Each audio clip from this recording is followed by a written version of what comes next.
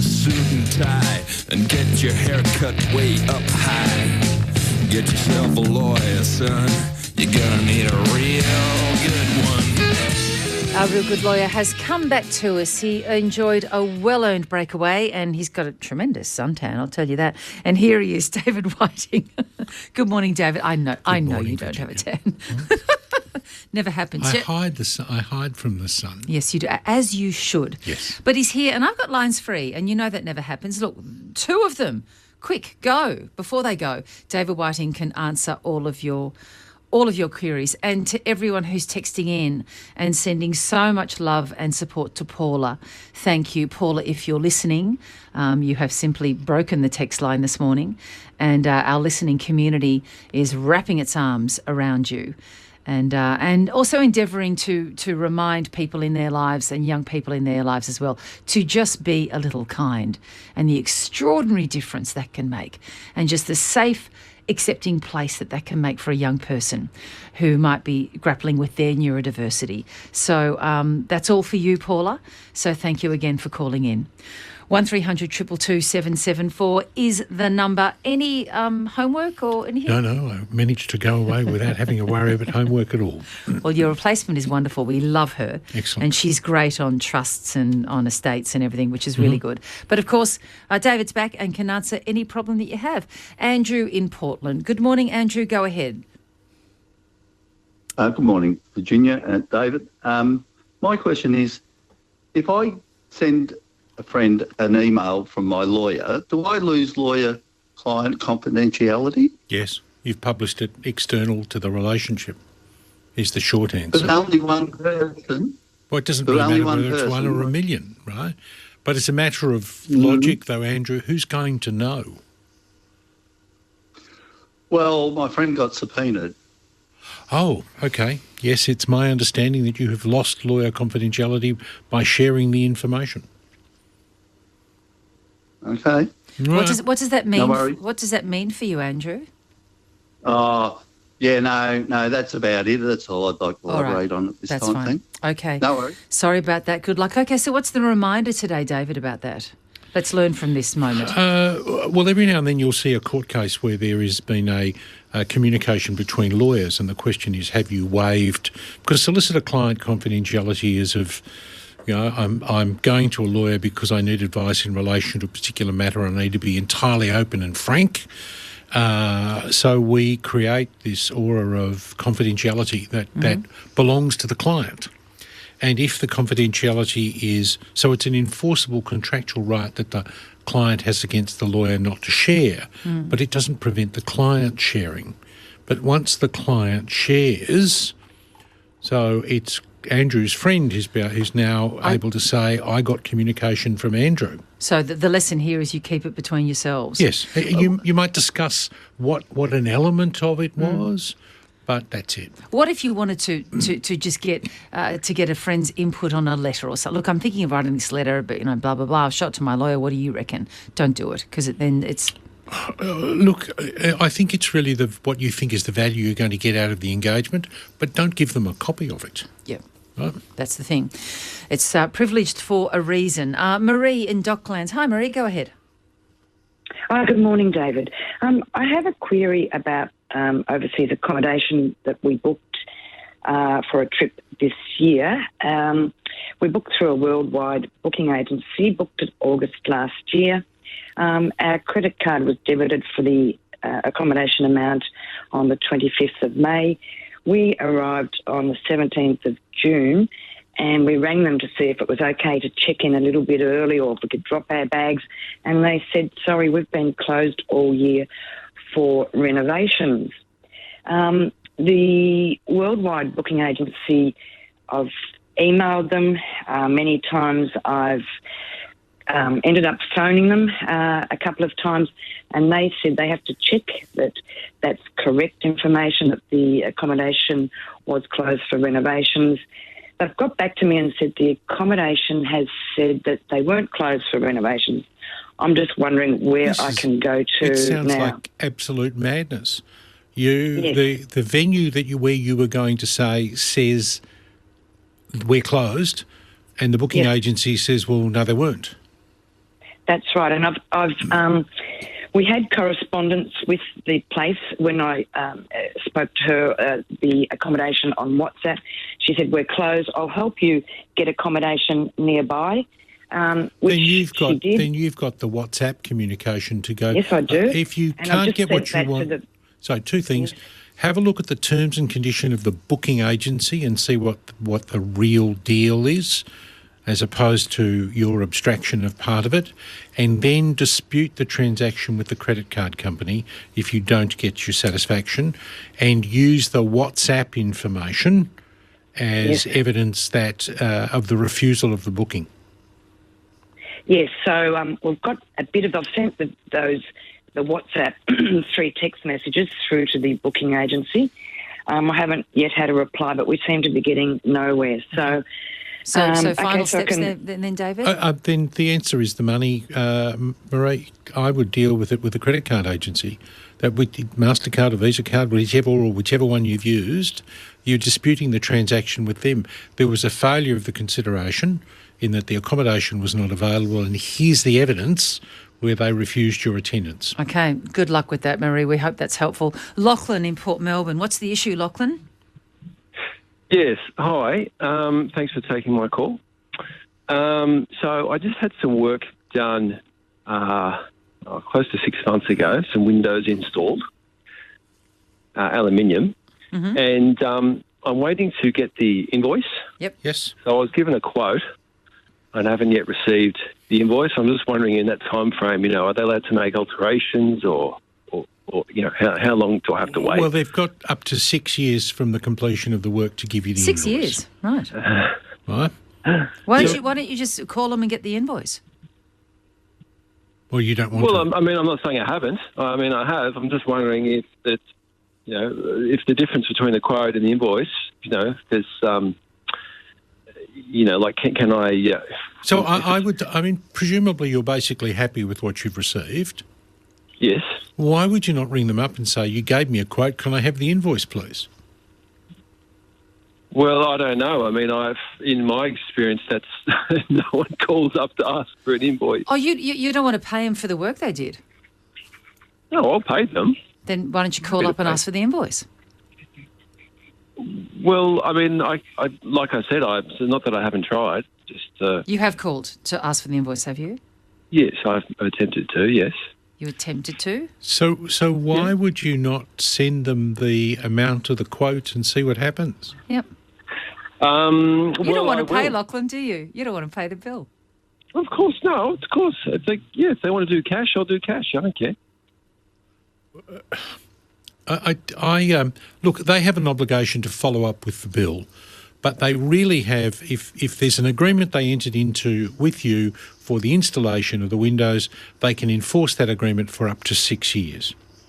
Okay. So I'd be putting a bit more effort into trying to pay them. Yeah. Okay. Okay. I'm interested to hear what sort of response you get from other people in chasing up. It's not very common that people want to go and find out how much they owe someone. We'll just think a lot more of you, Lachlan, if you go and pay it. I don't know, Lachlan. I have many people in my life who pay their bills the moment that they get them. I have people who are actually more proactive and actually want to get it out off the books and away immediately because they're aware that these are small business people who are struggling to live as well. Absolutely. I totally agree. Like I said, I have had that experience myself. Oh well, then I guess I just want to know. know. Yeah, I just want to know, and you have answered. How long it is until you can claim your. Yep, 6 years. 6 years. You don't want to leave it pending that long, Lachlan. All right. They'll come back at 5.5. Who knows? Maybe Lachlan does, but there you go. It's the ball's in your court until the invoice turns up, which could happen over the next 6 years. Simon in Morwell. Good morning, Simon. Yes, good morning, Virginia. Good morning, David. Good morning. I've got a question on behalf of my stepdaughter. Excuse me.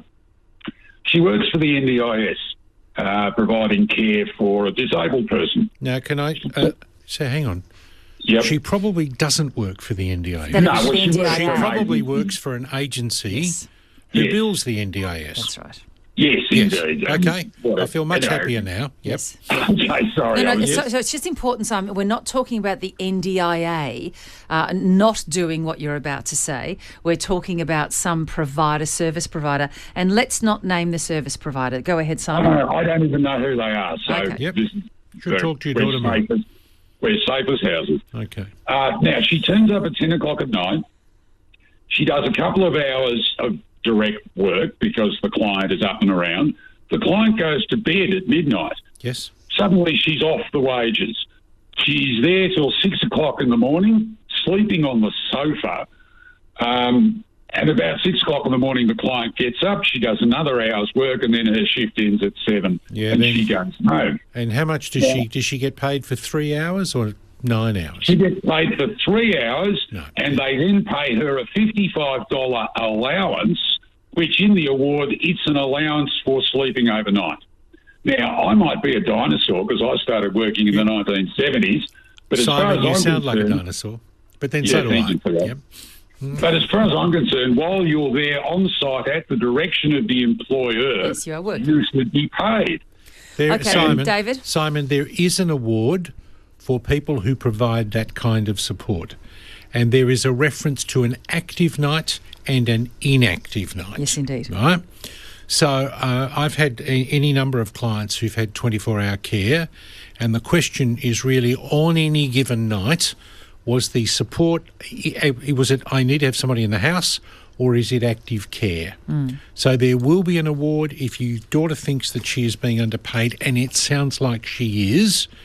Then what she ought to be talking to is the Fair Work Ombudsman about the rates of pay, because there is an award for that kind of labour, and you probably should look it up on Fair Work Australia. Okay. I've spoken to Fair Work, Oh, yeah? and they say, no, this is how it happens. They're entirely supportive of this arrangement. Yes, I think that's a point that you're making, though. There is an award. There is an award that covers that. But the point that's what Simon is saying is he's spoken to Fair Work Australia, and this is above board, and it just doesn't strike it for me. Simon, next week I'll give you the award. All right? Thank you. And That the would be references wonderful. to the award. Okay. But interesting upon being described, though, Fair Work Australia is saying, it fits the definition of your inactive service, and so therefore it's a reduced rate. Well, I have a couple of issues. You're taking it up with Fair Work Australia, are you, David? Heaven forbid. You have come back snaky from your holiday, But haven't you? what happens is that there will be minimum blocks of hours. Yes, that's right. So, and I think it's more likely to be 3 than 2. Okay. And 2 and 6 hours and then 1 makes no sense to me. All right. Ernie in Clifton Springs. Ernie, go ahead. You're on the line. Oh, thank you. I've had an email from a company last week telling me that they were changing their name and none of the information, nothing was going to change. This company were a transportable long service leave. I'm Yes. 81. I retired at 65. I've had nothing to do with this company for 16 years. When I asked them to take my name off their register, they said they can't because of legal reasons. Which is probably right. The question, however, Ernie, is how much information do they need to keep to complete their obligations? Well, they don't. Why would they need to keep that information anyway?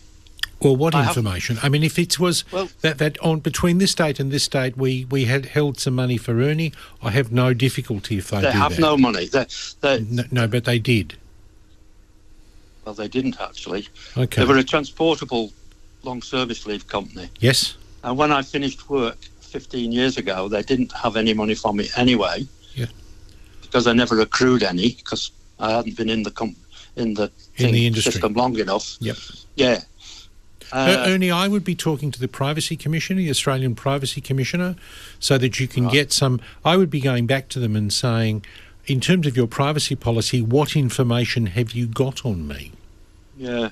And then go They to the had Privacy they had Commissioner and say, yeah. I think they've got more than they need to fulfil whatever obligations they've got. Well, what obligations do they have? That's what I can't understand. I don't know. I know So my certain first companies question have is... to keep information for 7 years.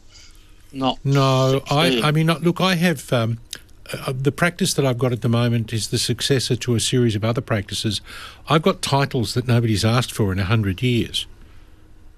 So I keep paper because I'm just that kind of guy. Ernie, I would be, you're entitled to know what information they've got on you, so ask them what that is, and then go to the Privacy Commissioner and say, I don't think they need all of this information, and get the Privacy Commissioner to deal with the issue. We'll leave it there, Ernie. We hope that's helpful. Thank you so much. Damien in East Melbourne. Damien, what's going on there? Good morning. Oh, hi. I've got some friends of the family. They're elderly. They're in their 90s. And they've got four... Damien, I'm going to need you to stop banging around when you're talking to us, please. So just try and be as quiet as possible and keep going. Thank you. I got a case whereby I've got some elderly people and they've got 4 pine trees planted on their boundary and they want to have them cut back. They're on the neighbour's property. Yes. Are they allowed to get an arborist in to cut them back? And if they cut them back to the boundary because they're overhanging 3 metres and they're 40 to 50-year-old trees, if they die, will they get sued for damages? Let's take this a step at a time. You need to look at the local laws for the council where the trees are, because there are issues. You may be breaching a local law if you cut back a significant tree. Now, every council that I've dealt with has a slightly different set of rules. Okay? So if we assume that whatever you're doing is compliant with the local law, your neighbour, your friends do have the ability to arrange for someone to cut back to the boundary line, but not beyond, because you don't have the right to trespass to cut back. And what you need to do is make sure that you're not creating an additional damage by cutting back too far, by cutting the tree in such a way that it's likely to fall over. Okay. Even if they exercise their rights to cut back, they need to be fairly sure that the tree's not going to collapse as a result. If that process doesn't work for them, then it's a magistrate's court proceeding to compel the neighbour to cut back the tree. Are the neighbours Are the neighbours talking to? Not really, no. No. Okay. All right. So at least you can proceed step by step that way. Yes. But a call to the council is important in case you're about to hack into a tree of significance. Or look at their local laws and have a look at significant trees. Yep. Okay. Colin in Drysdale. Hi, Colin. Go ahead. Good morning. Look, I purchased a home in late 2017, which I've had rented out since then. Now, I've just received 5 accounts from the State Revenue Office, the SRO, dated the 14th of July 23, for land tax going back to the years 2019 to 2023 inclusive, and they're all payable in November 23. Yep. Am I obligated to pay these outstanding accounts going back 5 years? If they're correct, the answer is yes. Okay, rightio. Okay. It may well be. I mean, there's. Just about everything other than farmland, hospitals, and principal residences attract land tax. And I've got we had to deal in the office last week with someone who had a property down on the Bellarine Peninsula, not at Drysdale, with exactly the same issue. They hadn't declared the property for land tax purposes. Were you aware, Colin, when you bought the property that land tax would accrue? Yes, I was. Yes. Yeah. So you knew the bill had come in eventually? Well, I wasn't completely aware that it would, but I just assumed that I'd get it, straight away, at the end of each year. And when it didn't start to come in, what were you thinking? Well, I hadn't really thought about it at all. I'd sort of... You're grateful for being ignored. Is that about right, Colin? Yes, that's right. Yes. Yeah. But the ignoring has ended. Yeah. Yes. There you go. Okay. Yeah, no, we understand it's a hell of a whack when it comes in like that, but it was always coming down the line, wasn't it? What do we got here? Lex in Elwood. Hello, Lex. What's going on there? I'm going to try and be as succinct as I can. Please do. Thank you. I'm a tenant in a property where I moved in Feb 2021. Yes. The agents changed in around June, and I've not had functional air conditioning the entire time I've lived here. So 30 degrees at night in my property. Yes. I have contacted the agent multiple times. I've sent a full list of the contact that I had with the previous agent as well as this agent, confirming what has been requested and when. Lex, it's VCAT. The answer is you come along and say there are repairs, the rent has been struck on the base. So you want two things. You want an adjustment for the arrears and you want the air conditioning fixed. I'm concerned about retaliation and my lease not being renewed if I go that route. When is your lease due to be renewed, Lex? February next year. I would go for it. There are provisions in the Residential Tenancies Act about retaliation by landlords. And if there's aircon in the property and not working, is the owner required to have that fixed?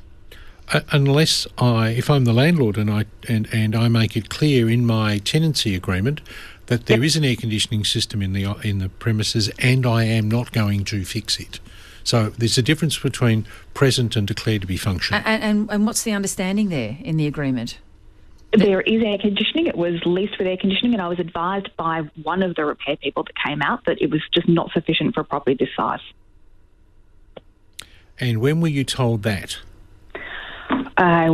Last year.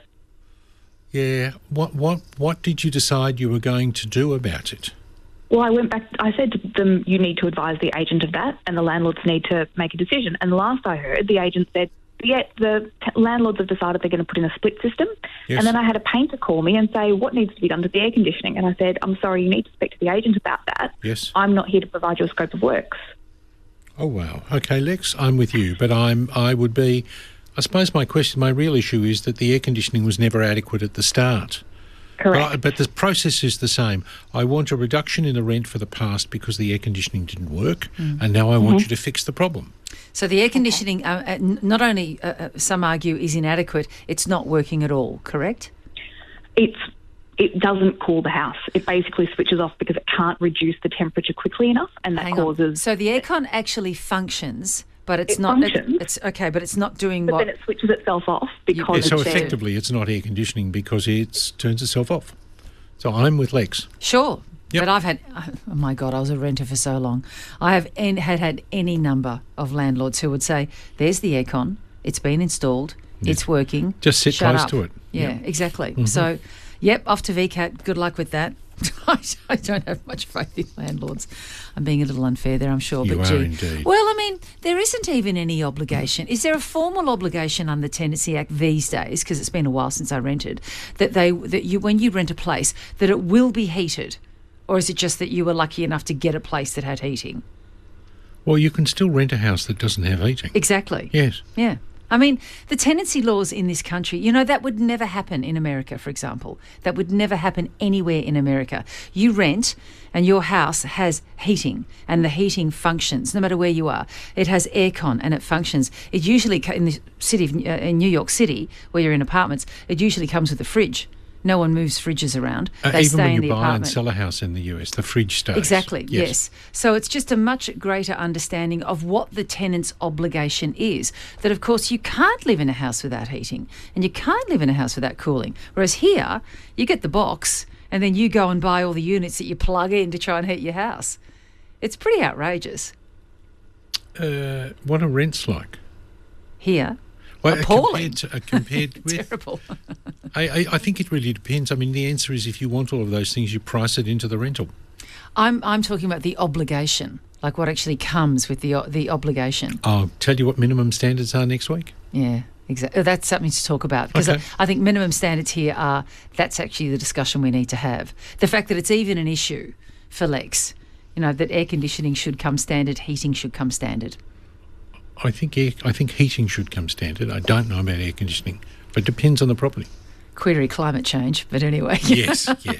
Just trying to make it worse, Virginia. I am trying to make it worse. Well, you're back at the coalface now, aren't you, Okay, David? indeed I am. That holiday has disappeared. Thank you. Pleasure. Nice to see you again.